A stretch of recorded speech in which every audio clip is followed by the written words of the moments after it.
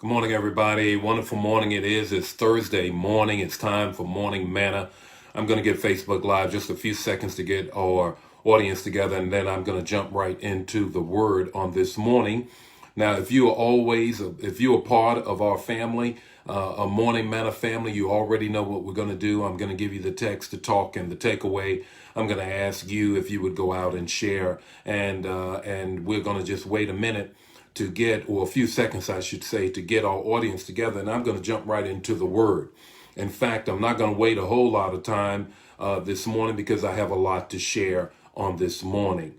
I want to get into the word on yesterday. On yesterday, I talked about the chickens have come home to roost. The chickens have come home to roost. I want to continue that conversation and that whole vein of morning manna and devotion to help us to put in context what we see right now. The text that I used, and I'm going back to it, is 2 Samuel 12 and 1. 2 Samuel 12 and 1. And the Lord sent Nathan to David. The country is in crisis. Let me give you the context of the text. You already know that David had Bathsheba, and her husband was killed on the front lines by his order so that he could have Bathsheba. And this sin, this thing that he did had begun to corrupt the country. Now, David had the right to have whoever he wanted. He was the king during Old Testament times. But as Paul would say in the New Testament, all things are lawful, but everything isn't expedient. The lack of his expediency caused the country to be in crisis. Today, let me get right to the point. This country is in crisis. This country is in crisis. And on yesterday, I said that the role of the men and women of God is first to be, and maybe not into a priority just because I number them off, but there are roles that the men and women of God have. Let me remind you, and then I'm going to get right into why I am saying this country is in crisis. One is that the men and women of God should be the pastor. We provide counseling. We provide pastoral care for the growing of God's people. That's the pastor. Then there is the preacher. The person, and all of us have this role to preach the gospel for the salvation, eternal salvation. And then there is the role of the priest. The role of the priest is to intercede on behalf of the people, to go to God on behalf of the people. That is the pastor, the preacher, the priest. And then the fourth one is all of us have this role. And because all of us are priesthood of the believers, all of us should be carrying these similar roles out. And that is to be the prophet, to speak truth to power. Now let's get back to the text. In 2 Samuel 12 and 1, God said, you need to go speak truth to power. You need to go speak truth to power, Nathan, because the king is absolutely out of control. He's out of control, and he had Uriah, Bathsheba's husband, killed, put on the front lines so that he can cover his wrong. Today, this country is in crisis. It's in crisis. And I want to share with you three things. Character, cover, cries. Character, cover, cries. Character matters. And we see this week the extraordinary lack of character in the president. And his lack of character infiltrates and permeates throughout the leadership that is around him. I'm 21 and a half year veteran of the Air Force, retired lieutenant colonel. I served my country and on foreign soil as well as here in America. One thing I learned when I went into the military is that I was never to have any political leanings in uniform. That was drilled into me. Now, I want to share this with you because sometimes as civilians, we don't always get this, and we don't always understand when the president is completely off base. And that lack of character has permeated the very essence of leadership in this country. When you saw the Secretary of Defense and the Joint Chiefs of Staff in uniform join the president standing in front of God's house with God's word, but never said anything about God to God's people, that's a problem. I'm still dealing on that because you have to understand that when this happens, the country is in crisis. When you can then have 700 airborne, 101st Airborne, 102nd Airborne, whatever the number is, and you can have them on the ready with bayonets and then in the back and then push away protesters, peaceful protesters. That's a problem. The country is in crisis. And then have the military stand next to you. That when I was in the military, you absolutely, and I was a young captain then. How then can the Joint Chiefs stand and do that? Let me read to you what General Mattis, the Secretary of Defense, former Secretary of Defense, no liberal, no person running to the cause of anybody other than the values of America. Let me read to you what he said on yesterday.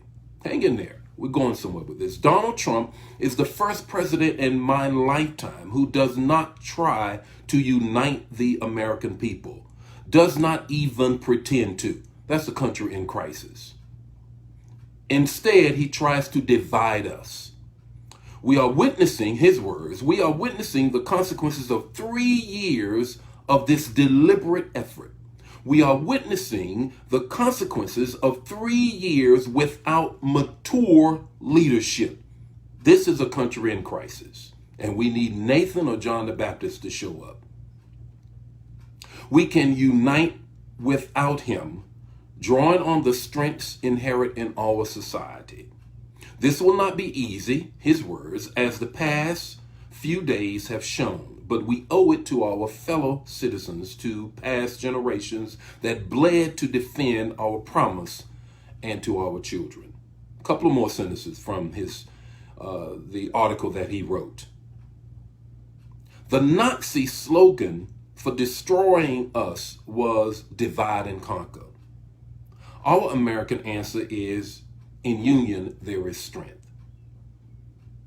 Militarizing our response, as we witness in Washington, D.C., sets up a conflict, a false conflict between the military and the civilian society. Our country is in crisis.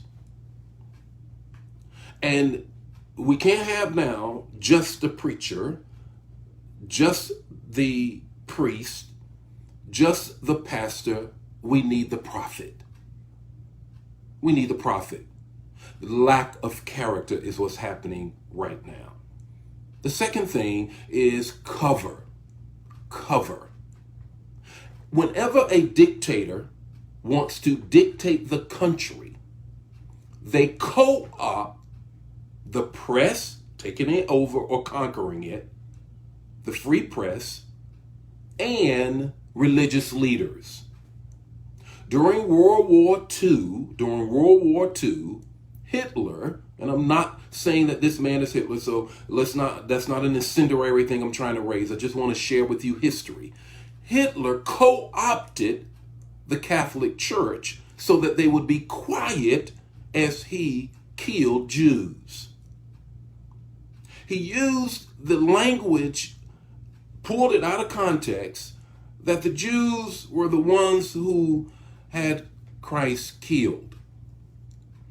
And he co-opted the church.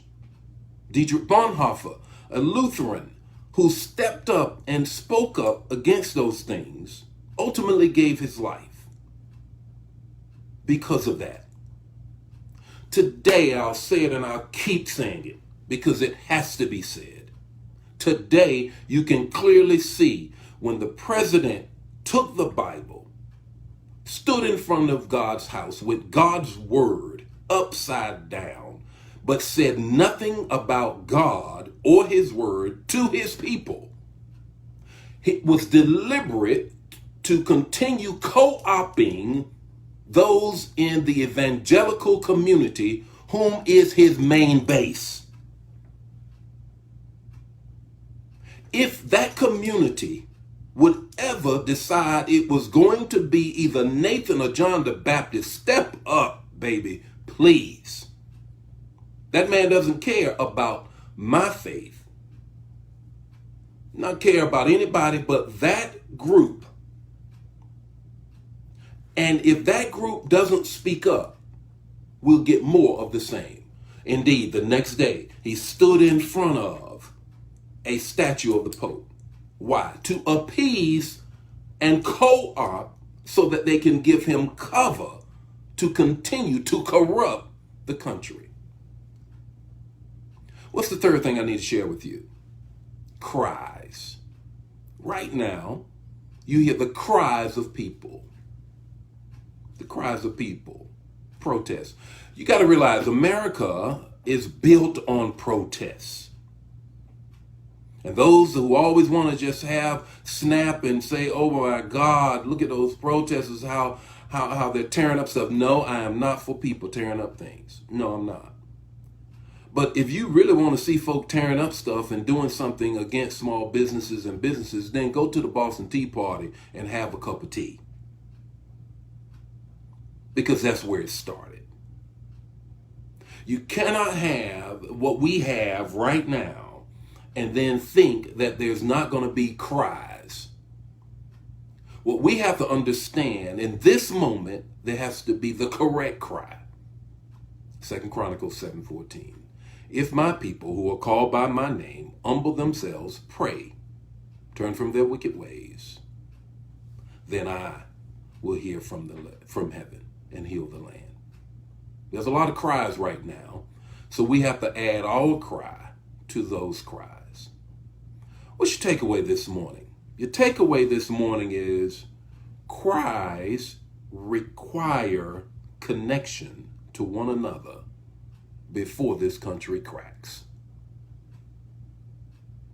We have to cry out in prayer so that we can connect with one another and stay together before the country cracks. It's morning manna for you this morning. I have more morning manna for you tomorrow morning. Speak to the moment that we're in. May the Lord be with you. May his face shine upon you, give you peace. Share the manna. God bless you.